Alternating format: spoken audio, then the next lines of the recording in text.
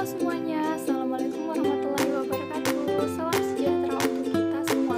Oke, perkenalkan di sini saya Uut Antriani dengan ujung NIM 056 dan juga teman saya Melsa Mahda Sinto dengan ujung NIM 064. Di sini kami dari kelompok 9 akan menyajikan tentang pemerolehan bahasa.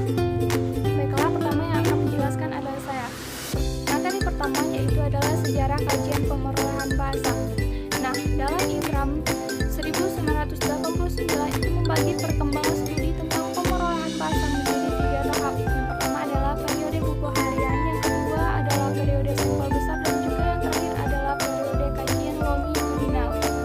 Nah, pertama adalah periode buku harian. Periode ini terjadi pada tahun 1976 sampai tahun 1926.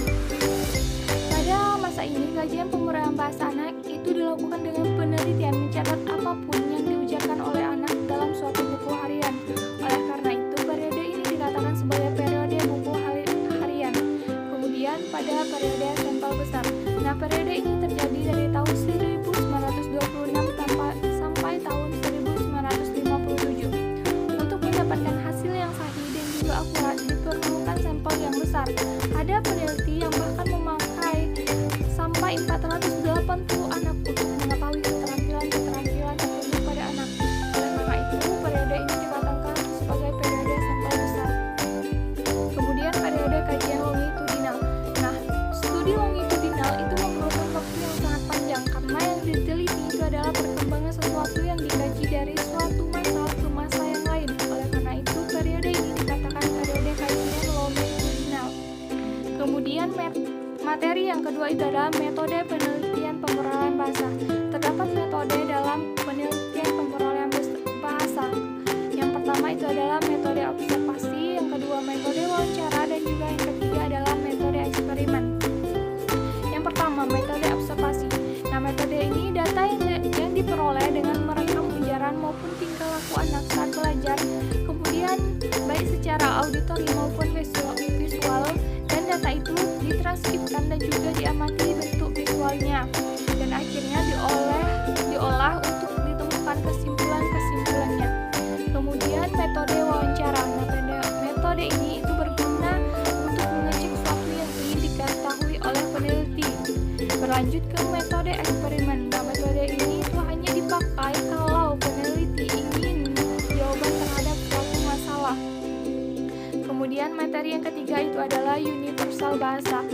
Greenberg dalam tahun 1963 itu meneliti banyak bahasa, dan dari bahasa-bahasa itu dia sajikan fitur-fitur mana yang terdapat pada semua bahasa, yang terdapat pada kebanyakan bahasa, dan juga hanya pada beberapa bahasa saja. Kemudian Comrie tahun 1989 membagi universal bahasa menjadi 2 kelompok. Nah, universal bahasa itu terdapat pertama adalah kelompok absolut, terdapat juga implikasional dan non-implikasional. Kemudian universal tendensius itu terdapat non-implikasional dan juga implikasional. Nah, kemudian ada kontroversi antara nurtur dan juga natur. Aliran behaviorisme itu mengatakan pemerolehan bahasa bersifat nurtur, yakni pemerolehan itu ditentukan oleh alam lingkungan atau tabula rasa. Sedangkan Chomsky tahun 1989 itu menurut pandangannya pemerolehan bahasa itu bukan berdasarkan nurtur tetapi berdasarkan natur. Tetapi kesimpulannya baik nurtur maupun natur diperlukan untuk pemerolehan bahasa. Natur itu diperlukan karena tanpa bekal kodrat makhluk itu tidak mungkin dapat berbahasa. Kemudian nurtur itu juga diperlukan karena tanpa adanya input dari alam sekitar maka bekal kodrat itu tidak akan terwujud. Kemudian materi yang selanjutnya adalah universal dalam pemerolehan bahasa. Komponen fonologi yang terkait dengan neurobiologi manusia itu tampaknya yang paling universal. Sementara itu komponen sintaktik dan juga semantik memiliki kadar universal yang lemah. Di sini ada penjelasan tentang komponen fonologi dan juga komponen semantik dan sintaktik dan juga semantik.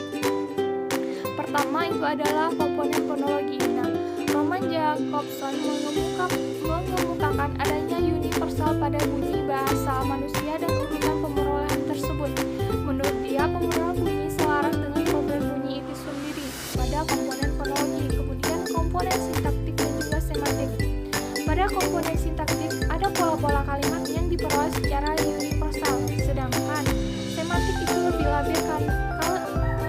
labil karena kata macam apa dan jumlahnya sangat tergantung pada keadaan masing-masing anak. Jadi komponen fonologi itu lebih universal ketimbang komponen sintaktik dan juga semantik. Baiklah, untuk materi selanjutnya akan dijelaskan oleh teman saya Melsa Mahdasito. Kepada Melsa saya persilahkan. Baiklah, terima kasih kepada Saudari Wood Andriani. Saya Melsa Mahdasito dengan ujung NIM 064 akan menjelaskan materi selanjutnya, yaitu rerata panjang ujaran.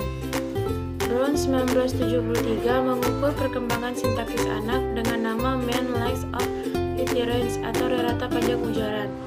Cara menghitung rerata panjang ujaran adalah yang pertama, ambil sampel sebanyak 100 ujaran. Kemudian hitunglah jumlah morfemnya dan bagilah jumlah morfem itu dengan jumlah ujarannya. Jadi, seandainya ada 253 morfem, maka rerata panjang ujaran adalah 253 banding 100 sama dengan 2,0. Rambu-rambu yang dipakai adalah misalnya bentuk kompon atau kereta api, verba tak teratur atau drum, dan jamak tak teratur atau children dianggap satu morfem. Oleh Brown, rerata panjang ujaran ini dipakai untuk menentukan tahap pemerolehan. Materi yang selanjutnya yaitu bahasa ibu versus bahasa sang ibu. Bahasa ibu adalah bahasa pertama yang dikuasai atau diperoleh oleh seorang anak. Bahasa sang ibu adalah bahasa yang dipakai oleh orang dewasa pada waktu berbicara dengan anak yang sedang dalam proses memperoleh bahasa ibunya. Bahasa sang ibu mempunyai ciri-ciri, yaitu yang pertama, kalimatnya umumnya pendek-pendek. Yang kedua, nada suaranya biasanya tinggi. Yang ketiga, intonasinya agak berlebihan. Yang keempat, laju ujaran agak lambat. Dan yang kelima, banyak redundansi atau pengulangan. Dan yang keenam, banyak memakai kata sapaan. Kemudian, materi selanjutnya yaitu komprehensi dan produksi. Sebagian peneliti mengatakan bahwa kemampuan anak dalam komprehensi adalah 5 kali lipat dibandingkan dengan produksinya. Sementara itu, Franson dan kawan-kawan dalam Barrett 1995 bagian 363 mengatakan bahwa pada saat anak dapat memproduksi 10 kata, komprehensinya adalah 110 kata. Jadi, 11 kali lipat daripada produksinya. Ketidakseimbangan antara komprehensi dengan produksi ini tampak pada perilaku bahasa sehari-hari si anak. Dia telah akan bisa memahami perintah untuk menaruh bungkus makanan ke tempat sampah. Misalnya, meskipun dia belum dapat mengucapkan satu kata pun dengan baik, dia akan menangis ketika dimarahi ibu atau ayahnya. Dia akan datang kalau dipanggil, dan seterusnya. Materi selanjutnya yaitu proses pemerolehan bahasa. Chomsky mengibaratkan anak sebagai entitas yang seluruh tubuhnya telah dipasang tombol serta kabel listrik. Mana yang dipencet itulah yang akan menyebabkan pola lampu. Pola lampu tertentu menyala. Jadi bahasa mana dari wujudnya seperti apa ditentukan oleh input di sekitarnya. Karena dalam bahasa ada 3 komponen, yakni fonologi, sintaksis, dan semantik, maka bahasan kali ini terbagi menjadi 3. Di samping itu ada bahasan pula mengenai pemerolehan pragmatik, yakni bagaimana anak memperoleh kelayakan dalam berujar. Yang pertama yaitu pemerolehan dalam bidang fonologi. Pada waktu dilahirkan, anak hanya memiliki sekitar 20% dari otak dewasanya. Ini berbeda dengan binatang yang sudah memiliki sekitar 70%. Karena perbedaan inilah, maka binatang sudah dapat melakukan banyak hal segera setelah lahir, sedangkan manusia hanya bisa menangis dan menggerak-gerakkan badannya. Proporsi yang ditakdirkan kecil pada manusia ini mungkin memang dirancang agar pertumbuhan otaknya proporsional pula dengan pertumbuhan badannya. Pada umur sekitar 6 minggu, anak mulai mengeluarkan bunyi-bunyi yang mirip dengan bunyi konsonan atau vokal. Bunyi-bunyi ini belum dapat dipastikan bentuknya karena memang belum terdengar dengan jelas. Proses pengeluaran bunyi-bunyi seperti ini dinamakan cooing, yang telah diterjemahkan menjadi dekutan. Anak mendekutkan bermacam-macam bunyi yang belum jelas identitasnya. Pada sekitar umur 6 bulan, anak mulai mencapai konsonan dengan vokal sehingga membentuk apa yang dalam bahasa Inggris dinamakan babbling, yang telah diterjemahkan menjadi celotehan. Selanjutnya yang kedua yaitu pemerolehan dalam bidang sintaksis. Dalam bidang sintaksis, anak memulai berbahasa dengan mengucapkan satu kata atau bagian kata. Kata ini bagi anak sebesarnya adalah kalimat penuh, tetapi karena dia belum dapat mengatakan lebih dari satu kata, dia hanya mengambil satu kata dari seluruh kalimat itu. Kemudian terdapat bentuk tata bahasa pada anak. Pada tahun 1963, Martin Brain, Universitas California di Santa Barbara, mendapati dalam penelitiannya bahwa urutan dua kata yang dipakai anak ternyata mengikuti aturan tertentu. Kata-kata tertentu selalu berada pada tempat tertentu pula, dan ada kata-kata yang tidak pernah muncul sendirian. Ketiga anak yang diselidiki tampaknya membagi kata-kata menjadi dua kelompok. Yang pertama yaitu kata-kata yang sering muncul, yang tidak pernah sendirian, dan muncul pada posisi tertentu. Dan yang kedua yaitu kata-kata yang jumlahnya lebih besar, yang munculnya tidak sesering seperti yang ada pada bagian A. Materi yang selanjutnya yaitu pemerolehan pada bidang leksikon. Sebelum anak dapat mengucapkan kata, dia memakai cara lain untuk berkomunikasi. Dia memakai tangis dan gestur seperti gerakan tangan, kaki, mata, mulut, dan lain sebagainya. Pada mulanya, kita kesukaran memberikan makna untuk tangis yang kita dengar. Tetapi lama-kelamaan kita tahu pula bahwa adanya tangis tersebut karena anak merasa lapar atau tangis merasa resah. Kemudian, macam-macam kata yang dikuasai. Macam kata yang dikuasai anak mengikuti prinsip sini dan kini. Dengan demikian, kata-kata apa yang akan diperoleh anak pada awal ujarannya ditentukan oleh lingkungannya. Selanjutnya yaitu cara anak menentukan makna. Cara anak menentukan makna suatu kata bukanlah hal yang mudah. Dari masukan yang ada, anak harus menganalisis segala macam fiturnya sehingga makna yang diperolehnya tersebut akhirnya sama dengan makna yang dipakai oleh orang dewasa. Kemudian yaitu materi selanjutnya adalah cara anak menguasai makna kata. Anak tidak menguasai makna kata secara sembarangan. Ada strategi-strategi tertentu yang diikuti. Dalam Gleason dan Rutter 1998 bagian 361, anak memakai misalnya strategi referensi dengan menganggap bahwa kata pastilah merujuk pada benda, perbuatan, proses, atau atribut. Dengan strategi ini, anak yang baru mendengar suatu kata baru akan menempelkan makna kata itu pada salah satu dari referensi di atas. Misalnya, kata cabai, dia akan melekatkan makna kata itu pada benda yang dirujuk dengan nama itu. Kemudian, bila ada kata baru seperti ngumpet, dia akan memaknakan kata itu dengan perbuatan penyembunyian diri dan lain sebagainya. Dan materi yang selanjutnya yaitu pemerolehan dalam bidang pragmatik. Pragmatik adalah studi tentang penggunaan bahasa dalam hubungannya dengan orang lain dalam masyarakat yang sama. Menurut Dinau dan Snow 1998 bagian 9, Venturen 1999 bagian 1. Pragmatik bukan merupakan komponen keempat di samping fonologi, sintaksis, dan leksikon pada bahasa, tetapi memberikan perspektif yang berbeda mengenai bahasa. Contohnya seperti kalimat, kamu mau pergi kemana? Saudara mau pergi kemana? Bapak mau pergi kemana? Pada kalimat kamu mau pergi kemana dipakai oleh orang tua kepada anak, atasan kepada bawahan, orang yang tua kepada anak kecil, dan beberapa keadaan yang lain lagi. Dalam pemerolehan bahasanya, anak juga harus menguasai tata krama bahasa seperti ini. Hal ini menjadi lebih penting lagi pada masyarakat yang sangat peka terhadap sopan santun bahasa.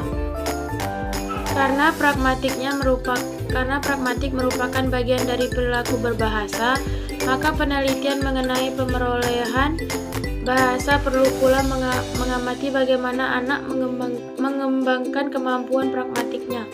Nino dan Snow menyarankan agar kita mengamati yang pertama, pemerolehan niat komunikatif dan pengembangan ungkapan bahasanya. Yang kedua, pengembangan kemampuan untuk bercakap-cakap dengan segala urutannya. Dan yang ketiga, pengembangan piranti untuk membentuk wacana yang kohesif. Baiklah, yang pertama yaitu pemerolehan niat komunikatif. Dari berminggu-minggu pertama sesudah lahir, anak mulai menunjukkan niat komunikatifnya dengan antara lain tersenyum, menoleh bila dipanggil, menggapai bila diberi sesuatu, dan memberikan sesuatu kepada orang lain. Semua ini ditemukan pada saat provokalisasi yang sering dirujuk dengan istilah proto-deklaratif dan proto-imperatif. Menurut Dino dan Snow, setelah perkembangan biologis yang memungkinkan, seorang anak mulai mewujudkan niat komunikatifnya dengan bentuk bunyi. Materi yang selanjutnya yaitu pemerolehan kemampuan percakapan. Mengenai pengembangan kemampuan percakapan, anak juga secara bertahap menguasai aturan-aturan yang ada. Seperti dinyatakan sebelumnya, percakapan mempunyai struktur yang terdiri dari 3 komponen. Yang pertama yaitu pembukaan, yang kedua yaitu giliran, dan yang ketiga yaitu penutupan. Materi yang selanjutnya yaitu pengembangan piranti wacana. Pada anak wacana umumnya berbentuk percakapan antara anak dengan orang dewasa atau dengan anak lain.